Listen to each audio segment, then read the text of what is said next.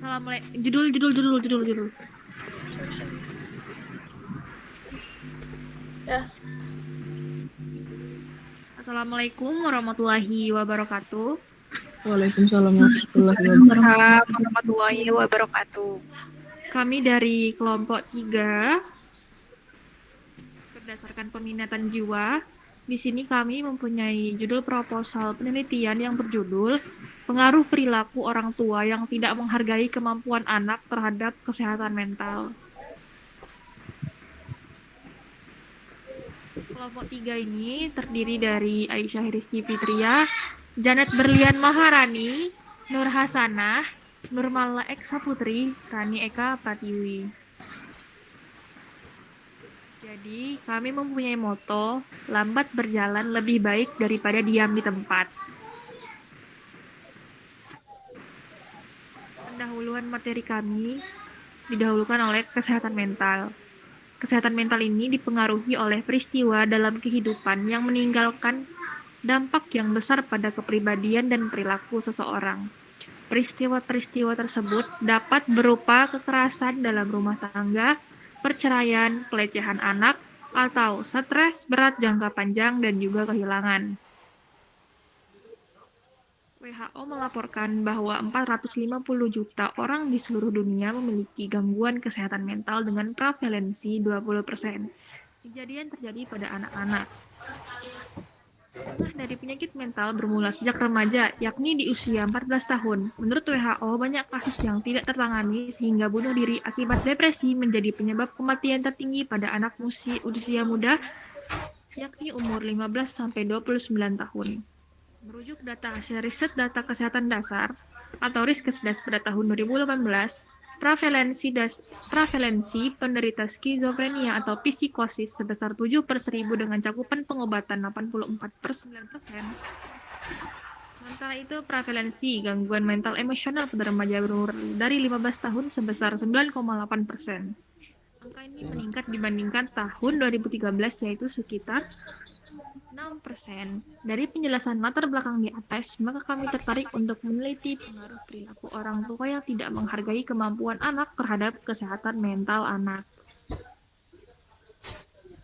Bab 2, tinjauan pustaka. Tinjauan pustaka di sini ada remaja. Pengertian remaja. Masa remaja merupakan masa peralihan antara masa kehidupan anak-anak dan masa kehidupan orang dewasa yang ditandai dengan pertumbuhan dan perkembangan biologis dan psikologis. Klasifikasi remaja. Remaja adalah kelompok penduduk yang berusia 10 sampai 19 tahun. Ini menurut WHO. Pertumbuhan dan perkembangan selama masa remaja dibagi menjadi 3 tahap, yaitu remaja awal antara usia 11 sampai 14 tahun, remaja pertengahan usia 14 sampai 17 tahun, dan remaja akhir usia 17 sampai 20 tahun. Mereka yang berada dalam sekolah atau berbasis sekolah dan di dalam kelompok masyarakat berbasis masyarakat. Karakteristik pertumbuhan dan perkembangan remaja. Pertumbuhan fisik. Pertumbuhan meningkat cepat dan mencapai puncak kecepatan. Kemampuan berpikir pada tahap awal remaja, mencari-cari nilai dan energi baru, serta membandingkan normalitas dengan teman sebaya dan jenis kelaminnya sama. Identitas pada tahap awal, ketertarikan terhadap teman sebaya ditunjukkan dengan penerimaan atau penolakan. Hubungan orang tua, keinginan yang kuat untuk bergantung pada orang tua adalah ciri-ciri yang dimiliki oleh remaja pada tahap awal. Dalam tahap ini tidak terjadi konflik utama terhadap kontrol orang tua.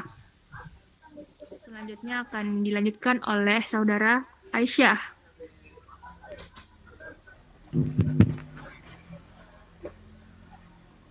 Ya, yang kedua ada kesehatan mental. Pengertian kesehatan mental merupakan kondisi di mana individu memiliki kesejahteraan yang tampak dari dirinya yang mampu menyadari potensinya sendiri, memiliki kemampuan untuk mengatasi tekanan hidup normal pada berbagai situasi dalam kehidupan, mampu bekerja sama produktif dan menghasilkan, serta mampu memberikan kontribusi kepada komunitasnya.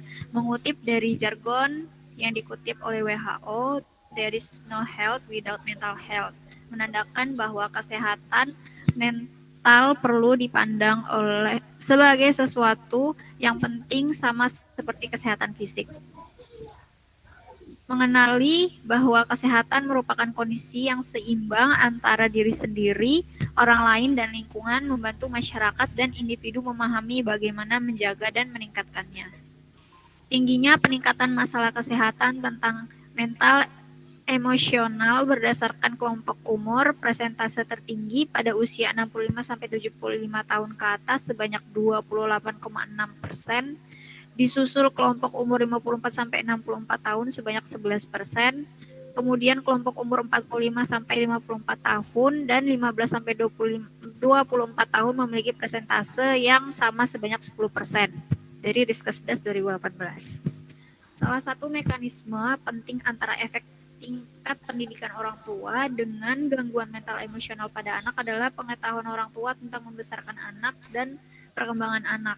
Adapun klasifikasi kesehatan mental yaitu positive mental health problem, mental illness, dan jenis kelamin. Adapun ada faktor-faktor kesehatan mental yaitu mental illness ditentukan oleh berbagai faktor seperti faktor biologis, psikologis, serta sosial seperti kesehatan dan penyakit pada umumnya.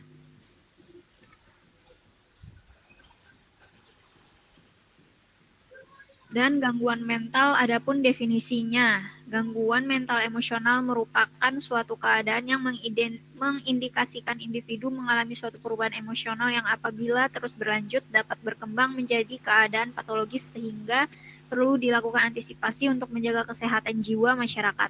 Istilah lain, gangguan mental emosional adalah distress psikologik dan distress emosional. Tentang usia remaja menurut WHO merupakan penduduk berusia 10-19 tahun, sedangkan menurut Peraturan Menteri Kesehatan RI nomor 25 tahun 2014, remaja ialah penduduk berusia 10-18 tahun. 7,8 berdasarkan proyeksi penduduk tahun 2015, jumlah penduduk remaja usia 10-19 tahun di Indonesia adalah sebanyak 44.556.900. Yaitu sekitar 17,44% dari jumlah total penduduk di Indonesia. Dan ada pula klasifikasi gangguan mental. Di antaranya yaitu gangguan mental organik, simptomatik, skizofrenia, gangguan skizotipal, gangguan paham, gangguan suasana perasaan, mood atau afektif, dan gangguan neurotik, dan juga gangguan somatofrom, gangguan distres. Lalu ada faktor gangguan mental, yaitu dipengaruhi oleh faktor predisposisi dan presipitasi, dan cara mengontrol dan pengendalian gangguan mental dengan cara pendekatan promotif, preventif, kuratif, dan rehabilitatif. Penelitian terkait penelitian sebelumnya yang dilakukan oleh Yulastri Arif Rika Sarvika pada tahun 2021 dengan judul Pelatihan Manajemen Emosi sebagai Upaya Pencegahan Perilaku Kekerasan pada Anak Usia Sekolah, dan penelitian sebelumnya juga dilakukan oleh Eka Malvasari Sarimah, Rizka Fetrina, Rina Hernianti pada tahun 2020 dengan judul Kondisi Mental Emosional pada Remaja.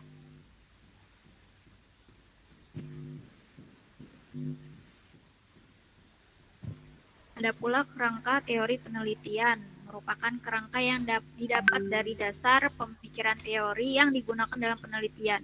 Dasar teori didapatkan dari berbagai sumber seperti buku, jurnal, atau sumber data lainnya. Kerangka teori bisa berupa diagram, tabel, ataupun kalimat saja. Dan kerangka teori penelitian ada gangguan emosi umumnya muncul pada masa remaja. Selain depresi atau kecemasan, remaja dengan gangguan emosi bisa mengalami sifat mudah marah, frustasi atau marah secara berlebihan. Selain gejala psikologis, gangguan emosi juga dapat menimbulkan gejala fisik seperti sakit perut, sakit kepala, atau mual. Dan juga dalam mempelajari perkembangan remaja dapat didefinisikan secara biologis sebagai perubahan fisik yang ditandai oleh permulaan pubertas dan penghentian pertumbuhan fisik secara kognitif, sebagai perubahan dalam kemampuan berpikir secara abstrak atau secara sosial, sebagai periode persiapan untuk menjadi orang dewasa. Dan juga jika kesehatan mental terganggu, maka timbul gangguan mental atau penyakit mental. Gangguan mental dapat mengubah cara seseorang dalam menangani stres, berhubungan dengan orang lain, membuat pilihan, dan memicu hasrat untuk menyakiti diri sendiri. Dan faktor yang berpengaruh terhadap kesehatan mental dan menyebabkan gangguan mental dibagi menjadi 3, yaitu ada faktor biologi, seperti genetik, kimia pada otak, dan gangguan pada otak. Lalu yang kedua ada faktor kehidupan yang dikarenakan adanya trauma, pelecehan, racun, alkohol, dan obat-obatan. Lalu yang ketiga ada faktor keluarga, riwayat keluarga, dan masalah keluarga. Kerangka konsep penelitian merupakan gambaran dan arahan pemikiran terkait variabel yang akan diteliti atau memiliki arti hasil dari proses berpikir deduktif maupun induktif. Kemudian dengan kemampuan kreatif dan inovatif yang diakhiri oleh ide baru. Dan ada pula kerangka konsep penelitiannya, yaitu variabel independen dan variabel dependen yang saling berhubungan, yaitu orang tua dan remaja. Yang akan diteliti yaitu pada pretest gangguan mental dan juga posttest kecemasan kesehatan mental dan perilaku pada orang tua. Dan yang selanjutnya akan dilanjutkan presentasinya oleh Saudara Nur Hasanah. Baik, terima kasih.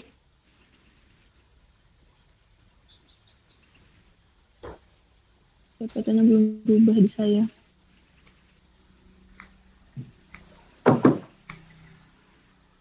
Oke, jadi ini ada yang bagian ke E, hipotesis penelitian.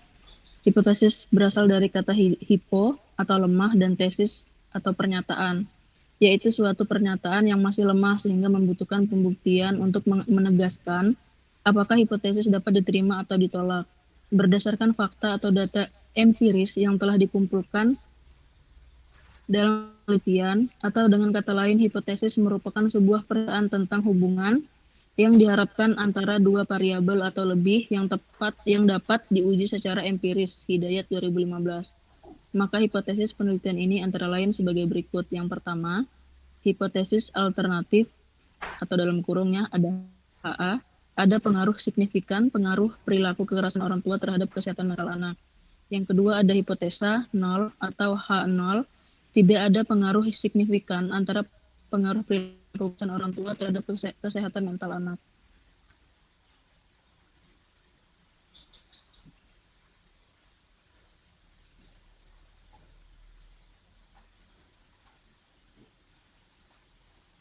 Lalu selanjutnya ada di bab 3, metode penelitian.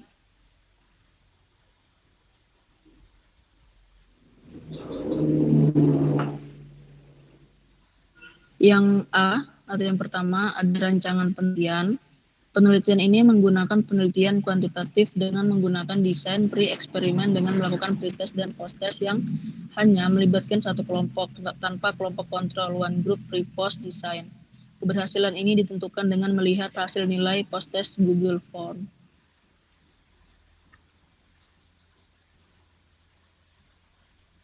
Lalu yang B ada subjek penelitian. Yang pertama populasi. Menurut Arikunto Suharisimi 1998, halaman 117, populasi adalah keseluruhan objek penelitian apabila seseorang ingin meneliti sebuah elemen yang ada dalam wilayah penelitian tersebut. Maka penelitiannya merupakan penelitian populasi. Yang kedua ada sampel. Sampel merupakan subjek yang terdiri dari bagian populasi yang akan diteliti atau sebagian dari karakteristik yang dimiliki oleh populasi. Tujuan dipilihnya sampel dalam penelitian adalah untuk mempelajari karakteristik dari populasi. Karena tidak memungkinkan jika peneliti melakukan penelitian di populasi karena jumlah populasi banyak.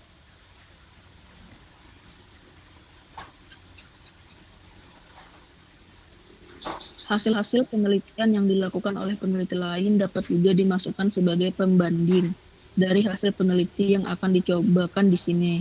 Semua pernyataan dan atau hasil penelitian yang bukan berasal dari penulis harus disebutkan sumbernya, dan tata cara mengacu sumber pustaka mengikuti kaidah yang ditetapkan.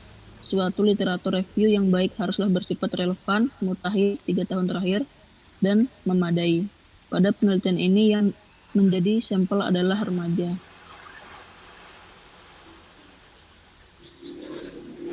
C. Waktu dan tempat penelitian. Yang pertama ada waktu penelitian. Waktu dalam penelitian ini dimulai dari persiapan dan pembuatan proposal penelitian di bulan Januari hingga bulan April 2021. Penelitian ini rencananya akan dilaksanakan pada bulan Agustus 2021. Yang kedua ada tempat penelitian. Peneliti akan menggunakan kuesioner atau dengan gum yang akan kita sebarkan kepada sasaran yang telah ditentukan.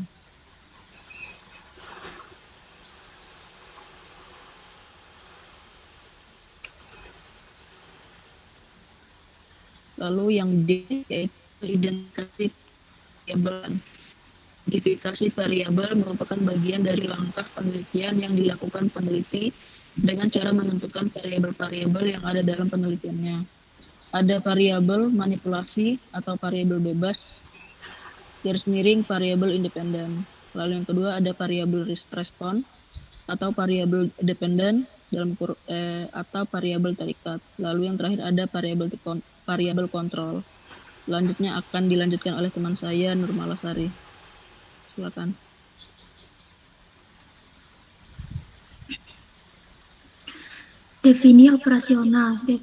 Definisi operasional variabel penelitian menurut Sugiono 2015 halaman 38 adalah suatu atribut atau sifat atau nilai dari objek atau kegiatan yang memiliki variasi tertentu yang telah ditetapkan oleh peneliti untuk dipelajari dan kemudian ditarik kesimpulannya.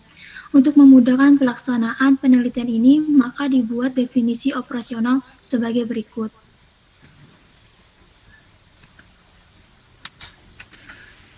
Yang pertama, variabelnya ada variabel independen orang tua. Definisinya yaitu pola asuh yang diterapkan orang tua atau kontrol yang ditunjukkan kepada anak untuk mendapatkan perhatian khusus, mengendalikan emosi pada anak dengan ciri-ciri memberikan perhatian yang cukup kepada anak dan memberikan kenyamanan pada anak. Alat ukur di sini menggunakan kuesioner. Hasil ukur menggunakan kuesioner yang terdiri dari satu item pertanyaan dengan skala Likert kategori untuk jawaban selalu 3, kadang-kadang 2, tidak pernah 1. Rasio menggunakan Likert. Yang kedua, variabel independen remaja. Kemampuan anak untuk mengatur emosional yang berlebihan, menjaga kesehatan pada diri sendiri, melatih diri untuk mengendalikan diri sendiri, maupun mengatur emosi ketika sedang marah. Alat ukurnya menggunakan kuesioner tertutup. Hasil ukurnya jawaban opsional dan rasionya ordinal. Yang ketiga ada variabel dependen, kesehatan mental, kemampuan anak untuk mendapatkan perhatian khusus dari orang tua. Alat ukurnya menggunakan kuesioner juga, lalu hasil ukurnya positif jika responden dapat. Rasionya ordinal. Yang keempat ada variabel dependen, perilaku orang tua, kemampuan orang tua mengendalikan emosional kepada anak mampu memecahkan masalah. Alat ukurnya kuesioner tertutup. Hasil ukurnya menggunakan kuesioner tertutup, kurang jika dapat memecahkan masalah 56%, cukup jika dapat memecahkan masalah dengan benar 56% sampai 80%. Rasionya menggunakan ordinal. Yang F, instrumen penelitian. Menurut Ibnu Hajar, instrumen penelitian ialah alat ukur yang digunakan untuk mendapatkan informasi kuantitatif tentang variabel yang berkarakter dan objektif. Jenis data yang dimaksud antara lain data kuantitas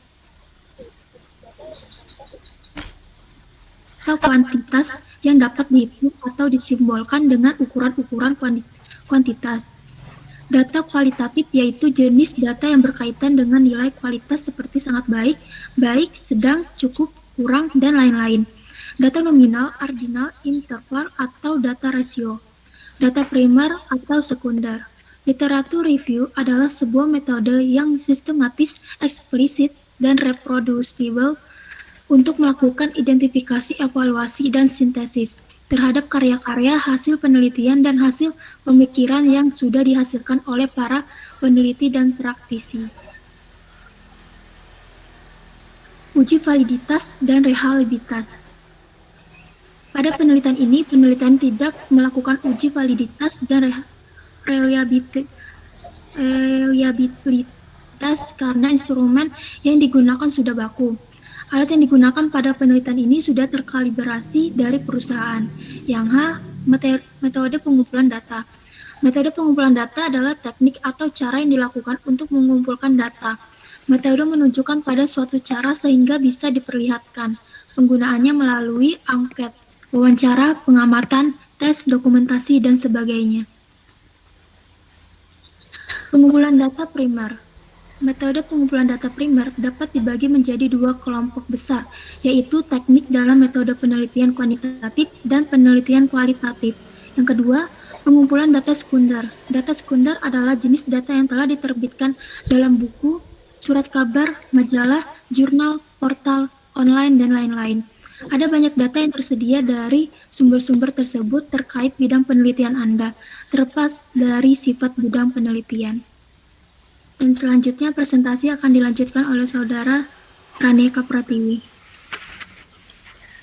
Baik, yang I ada teknik analisis data. Analisis data merupakan mencari dan menyusun data secara sistematis yang diperoleh dari wawancara dan penyesuaian literatur dengan hasil di lapangan.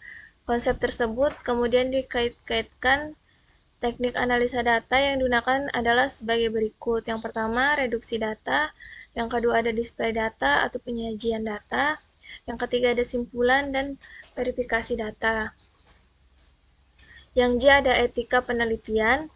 Etika penelitian merupakan prinsip etika dalam penelitian atau pengumpulan data dapat dibedakan menjadi 3 bagian, yaitu prinsip manfaat, prinsip menghargai hak-hak subjek, dan prinsip keadilan. Etika yang digunakan dalam penelitian ini adalah informed consent, anonymity, confidentiality. Analisis data merupakan mencari dan menyusun data secara sistematis yang diperoleh dari wawancara dan penyesuaian literatur dengan hasil di lapangan. Proses ini mempunyai makna dasar interrelasi dalam sistem kategori yang lebih alamiah sifatnya, yang kemudian dirumuskan ke konsep dalam bentuk yang lebih abstrak. Konsep tersebut kemudian dikait-kaitkan teknik analisis data yang digunakan dalam penelitian ini adalah reduksi display, penyajian data, verifikasi, dan kesimpulan. Yang K ada jalannya penelitian. Jalannya penelitian ini dilaksanakan dalam beberapa tahap, yaitu yang pertama ada tahap awal. Tahap awal dibagi menjadi beberapa, yaitu ada yang A, menentukan dan mengajukan judul proposal penelitian skripsi melalui koordinator mata ajar metodologi penelitian, kemudian dikonsulkan ke dosen pembimbing pada bulan Maret 2021. Yang B, mengajukan permohonan surat isi studi pendahuluan pada Ketua Program Studi S1 Keperawatan Universitas Muhammadiyah Kalimantan Timur, yang digunakan sebagai surat tembusan kepada kepala sekolah di sekolah menengah atas